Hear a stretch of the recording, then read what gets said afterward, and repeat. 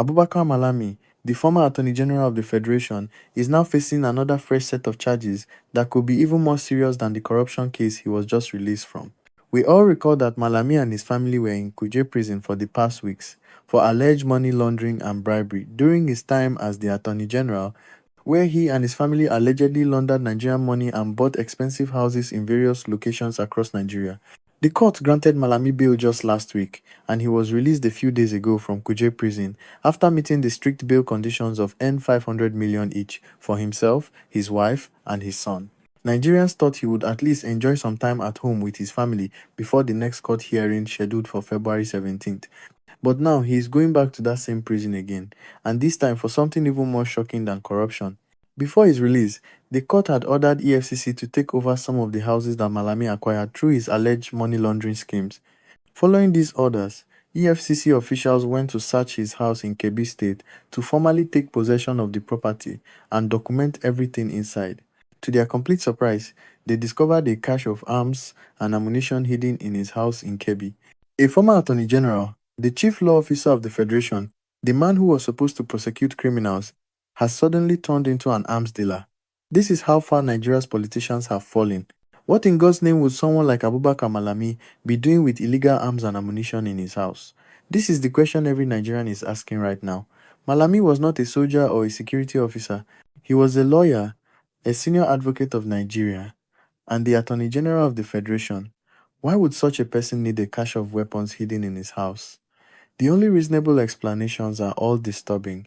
Either he was involved in arming criminals and terrorists, or he was preparing for some kind of violent activity himself, or he was storing weapons for other people who are involved in criminal activities. No matter which explanation is true, it shows that Malami is far more dangerous than anyone initially thought. The EFCC, upon seeing these arms and ammunition, immediately contacted the Department of State Services, which has the constitutional power and expertise to investigate matters relating to arms, weapons, and terrorism. The DSS has now taken over this aspect of Malami's case, and Malami is now fully indicted for illegal possession of arms and potential links to terrorism. He will be returning to prison while the DSS conducts a thorough investigation into where these weapons came from, how he acquired them, what he intended to use them for, and whether he has been supplying weapons to terrorist groups or criminal gangs operating in Nigeria. Terrorism has been one of the major issues facing Nigeria, killing thousands of people, displacing millions, destroying communities, and holding back national development for over a decade. When people like Abubakar Malami, who are supposed to interpret and uphold the law, are found with illegal arms in their houses, it means something has gone terribly wrong in Nigeria. How can the person who was supposed to be prosecuting terrorists and criminals be potentially involved in arming them? How can the Attorney General who should be fighting illegal weapons be storing them in his own house? This is a complete betrayal of the trust that Nigerians placed in him when he was appointed to that high office. It shows that the corruption in Nigeria goes deeper than just stealing money.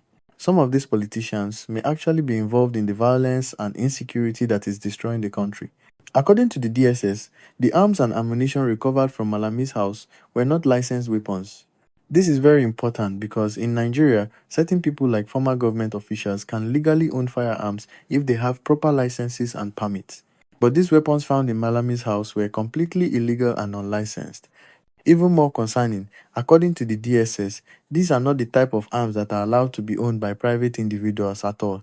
These appear to be military-grade weapons that only security forces should have access to. So the question becomes even more serious. How did Malami, the former Attorney General of the Federation, gain access to these kinds of weapons that even licensed gun owners are not allowed to possess? Who supplied him with these arms? What was he planning to do with them?